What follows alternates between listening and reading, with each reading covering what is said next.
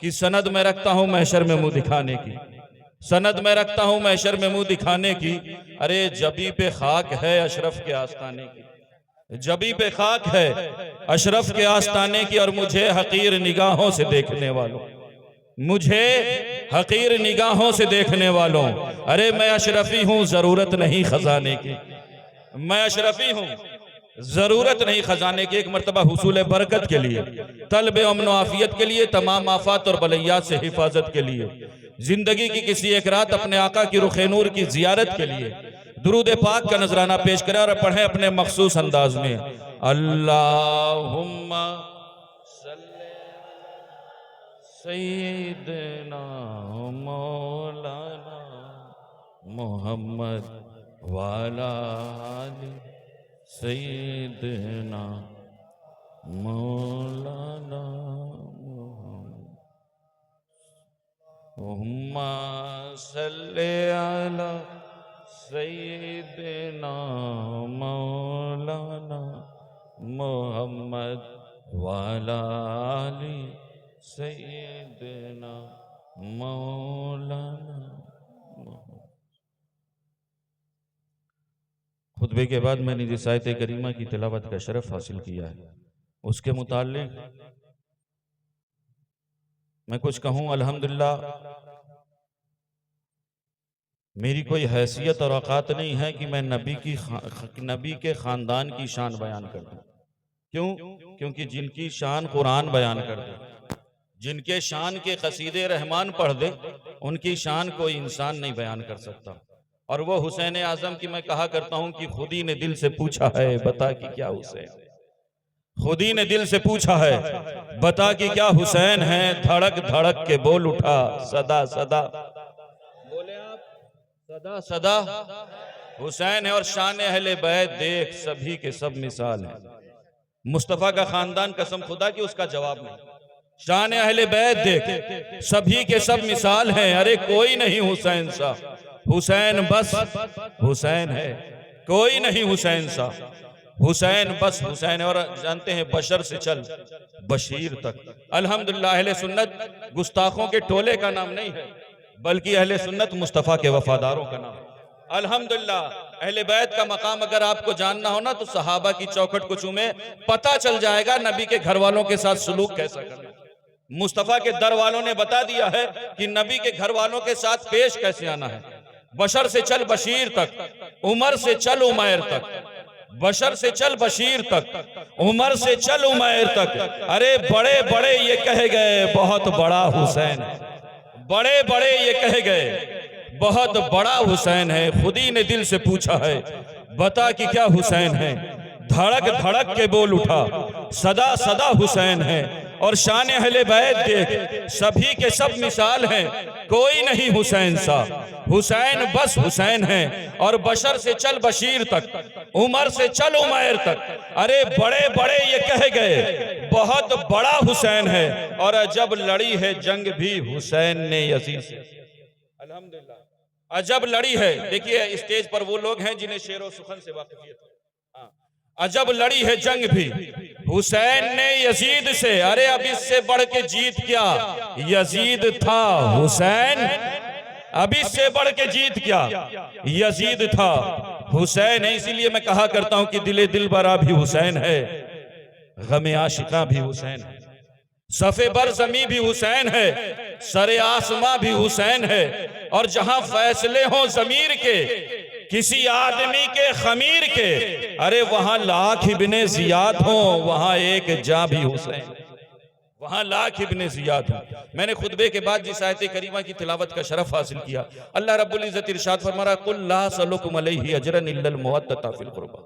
ऐ महबूबा फरमा दे कि हम तुमसे इसके बदले में कोई अजर, कोई तलब, कोई डिमांड नहीं कर रहे हैं, लेकिन अपने खानवादे की मोहब्बत के लफ्ज कुरान ने जो इस्तेमाल किया है वो मुअद्दत का है।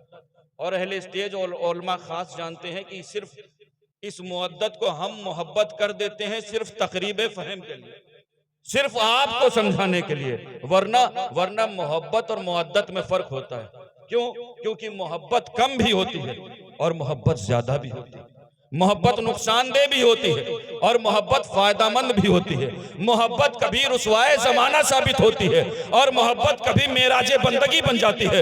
मोहब्बत कभी घर बार छुड़ा देती है और मोहब्बत कभी दुनिया की दौलत आपके दामन में समेट लाती है। लेकिन रब ये चाहता है कि नबी के घर वालों के साथ, हसनैन, करीमैन, तय्यबैन के साथ, मौला अली के साथ, फातिमा ज़हरा के साथ मोहब्बत न की जाए बल्कि मुअद्दत की जाए। और मुअद्दत के ताल्लुक से साहिब अल फखरी फरमाते हैं कि मुअद्दत का माना यह है कि हुब्बे अहले बैत खून में गर्दिश, हुब्बे अहले बैत खून में गर्दिश करे। यानी मुअद्दत वो है जो आपके नफ्स की हरकत बन जाए। मुअद्दत वो है जो आपके दिल की धड़कन बन जाए। मुअद्दत वो है जो आपके सांसों की लय बन जाए। मुअद्दत वो है जो आपके खून की रवानी बन जाए। अरे मुअद्दत वो है जो आपकी जिंदगानी बन जाए। अरे मुअद्दत वो है कि जब तक जान में जान रहे नबी और आले नबी पर जान कुर्बान रहे। अल्हम्दुलिल्लाह सुम्मा अल्हम्दुलिल्लाह। लोग कहा करते हैं यार इतना हुसैन आजम के नाम की महफिलें क्यों सजाई जाती हैं, क्या इस्लाम में और जंगें नहीं हुई? मैंने कहा यकीनन इस्लाम में जंगें हुई, यकीनन जंगें हुई। लेकिन मैं एक बात बता दूं कि बताओ तारीख इस्लाम में कौन ऐसा बहादुर है जो 3 रोज का भूखा हो, 3 रोज का प्यासा हो, जिसके सामने उसके शीरदिल फर्जंद, उसके लड़के बच्चे, भाई भतीजे, अजीज व अकारिब जितने उसके साथ थे एक एक करके उसकी आंखों के सामने ज़बा कर दिए गए हों। अरे गम और मुसीबतों का तूफान हो, ऐसा तूफान कि बड़े से बड़ा रुस्तम भी हिम्मत छोड़ बैठे, लेकिन वो मर्द हक अपनी जगह पहाड़ की तरह जमा खड़ा है। अरे पहाड़ भी हो तो हिल जाए, लेकिन उसके कदम में जर्रा बराबर लग्जिश नहीं। बताओ ऐसा बहादुर, ऐसा उलुल अज़्म, ऐसा साबित कदम इंसान कौन हो सकता है? तो जानते हो इस सवाल के जवाब में सिर्फ एक आवाज बुलंद होगी कि पूरी तारीख इस्लाम नहीं बल्कि पूरी तारीख इंसानियत में वो वाहिद जात है जिसे हम और आप इमाम हुसैन के नाम से जानते हैं। कभी आपने सोचा इमाम हुसैन के अंदर ये कुव्वत कहां से आई? इमाम हुसैन के अंदर ये पावर कहां से आया? इमाम हुसैन के अंदर ये हिम्मत कहां से आई? इमाम हुसैन के अंदर ये जुरात कहां से आई? तो दोस्तों अगर ये जानना है ना तो किसी फजूल के पास मत पहुंचो बल्कि रसूल के दर पर पहुंचो। मुस्तफा करीम फरमा रहे हैं सुनो, अम्मल हुसैन फलहु जुराती वजूदी। हुसैन को मैंने अपनी शुजात और सखावत अता कर, पैगंबराना शुजात के बाद जो जात दुनिया में बहादुरी का आला तरीन नमूना है वो जात किसी और की जात नहीं है बल्कि वो हम गुलामों की इमाम की जात है। जानते हैं इमाम हुसैन की जात है। अल्लाह के रसूल फरमाते हैं मैंने हुसैन को अपनी शुजात और सखावत अता कर दी। कसम खुदा की हालात बहुत खराब हो गए हैं। जानते हैं करबला सिर्फ वाकयात सुनाने का मकाम नहीं है बल्कि करबला दरसगाह। जानते इसी कुरान ने आवाज दी थी मुस्तफा के घर वालों, ऐ नबी के घर वालों, आज मुझ पर यजीदियत की गर्द लग गई है। नबी के घर वाले बोल उठे कुरान हम तुम्हें मिटने नहीं देंगे। हजरत ज़ैनब कुबरा पुकार उठी कुरान हम तुम्हें मिटने नहीं देंगे। हम मोहम्मद शहीद करवाएंगे लेकिन तुम्हें मिटने नहीं देंगे। हजरत इमाम अली मुकाम पुकार उठे मैं अपने जानिसारों की जानें कुर्बान करूंगा लेकिन कुरान तुम्हें मिटने नहीं दूंगा। क्यों? क्योंकि कुरान तेरा मेरा जोड़ पुराना है। अरे कुरान तू मुस्तफा के सीने पर उतरा है और मैं मुस्तफा के सीने पर खेला हूं। इमाम अली मुकाम पुकार उठे मैं अली असगर अली अकबर कुर्बान करूंगा लेकिन तुम्हें मिटने नहीं दूंगा। क्यों? क्योंकि तेरा मेरा जोड़ पुराना है। कुरान तू तकमील की तरफ बढ़ रहा था और मैं बुलूग की तरफ बढ़ रहा था।